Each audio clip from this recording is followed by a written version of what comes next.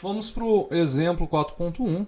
Nós temos um sólido 2D de dimensões L por W que é mantido a uma temperatura constante de zero na esquerda, direita e superfície inferior. Então você tem um sólido que é bem parecido com o problema que a gente acabou de resolver. Ele tem um comprimento L por W. A temperatura numa superfície aqui é nula, na outra também é nula e embaixo também é nula. E em cima a gente tem convecção. Tem um H e um T infinito aqui. Descreva a formulação matemática do problema e a expressão para a temperatura no sólido. Então, nesse caso aqui, em X a gente vai ter condições homogêneas. Se a gente considerar aqui que X é a dimensão homogênea, então tem 0 e 0 aqui. Em Y a gente tem uma condição não homogênea que vai ser essa H temperatura infinita, ok? Vamos então para a resolução do exemplo 4.1. Eu vou desenhar aqui para vocês a chapa com os eixos Y e X. Nós temos condição de temperatura prescrita em 3 faces e a condição de convecção nessa face superior. Portanto, a temperatura na face inferior, esquerda e direita é igual a zero. No meio a gente tem a distribuição T de xy que a gente quer obter. E a formulação matemática ela vai ser dada pela equação da difusão de calor d2t dx2 mais d2t dy2 igual a zero, válida sobre esse domínio, o x de 0 até L e o y de 0 até W. Quais que são as condições de contorno? Nós temos 4 condições de contorno, 3 condições de temperatura prescrita, em x igual a 0, y igual a 0 e x igual a L. Nessas coordenadas, a temperatura é igual a zero. E a condição de contorno 4 é a condição de convecção. Então, nós igualamos o fluxo de calor pela lei de Fourier com o fluxo convectivo HT de xw menos T infinito, ou seja, a temperatura lá na fase superior menos a temperatura do meio. Como a gente tem apenas uma não homogeneidade, nós podemos assumir a separação dessa forma que t de xy vai ser uma função que é apenas de x e uma função que é apenas de y. Eu vou chamar essa equação de 2 e essa primeira equação ali de 1.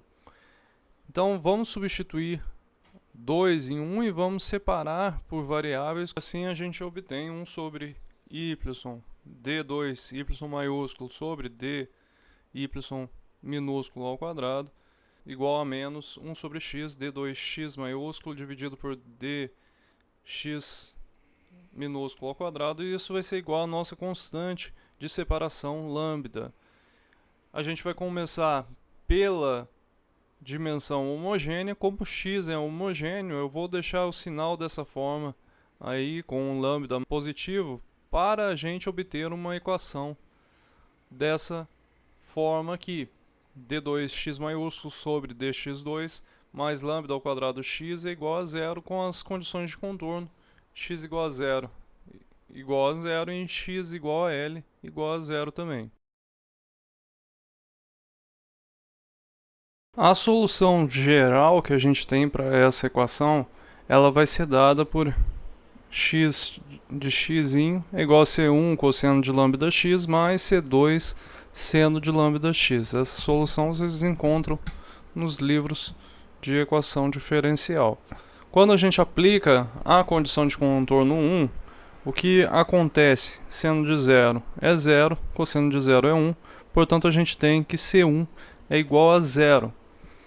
Quando a gente aplica a condição de contorno 2, o que vai acontecer? 0 vai ser igual a C2 seno de lambda L. Ou C2 é 0 ou seno de lambda L é igual a 0. Isso vai acontecer quando a gente tiver o alto valor nπ sobre L. Então o n vai ser 1, 2, 3, a gente elimina o 0, porque o 0 seria a solução trivial. Portanto, a equação geral ela vai se tornar dessa forma aqui: x de n, ou seja, uma solução de uma equação é igual a C2 seno de lambda n x. Agora nós vamos considerar a dimensão não homogênea, d2y sobre dy2 menos lambda n ao quadrado y maiúsculo é igual a zero, com a condição de contorno y de zero igual a zero. Quando a gente considera apenas a condição homogênea, a solução da equação ela vai ser dada por essa forma aqui: C3 cosseno hiperbólico de lambda y mais C4 seno hiperbólico de lambda y.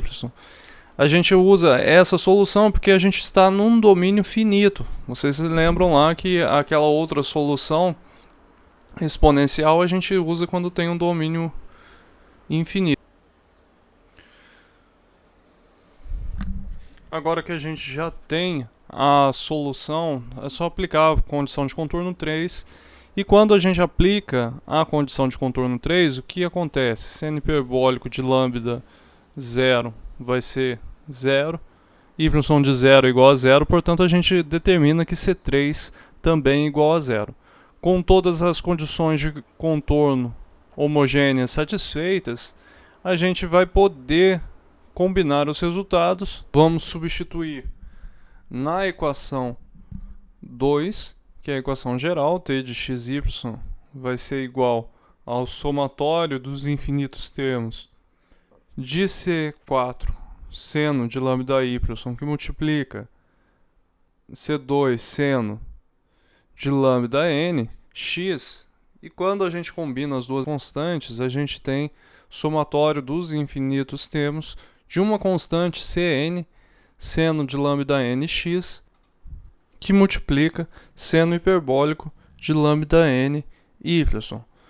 Por último, nós vamos aplicar a condição de contorno 4, que é a condição não homogênea. Essa condição vai levar que menos k, derivada da temperatura com relação a y, quando y é aplicado em W, vai ser h, temperatura em W, menos a temperatura infinito. Aplicando a condição de contorno não homogênea, nós temos que a primeira derivada vai ser somatório dos infinitos termos de Cn seno de lambda n x, que multiplica lambda n cosseno hiperbólico de lambda n w. Isso daí vai ser igual à troca de calor por convecção. Ficou faltando aqui o somatório dos infinitos termos de n igual a 1 até infinito de Cn seno de lambda n x seno hiperbólico de lambda n w menos h até infinito. Portanto, quando a gente resolve isso, nós obtemos que h vezes t infinito vai ser dado pelo somatório dos infinitos termos de Cn lambda n x, que vai multiplicar Kn lambda n cosseno hiperbólico de lambda n w mais h seno hiperbólico de lambda n w.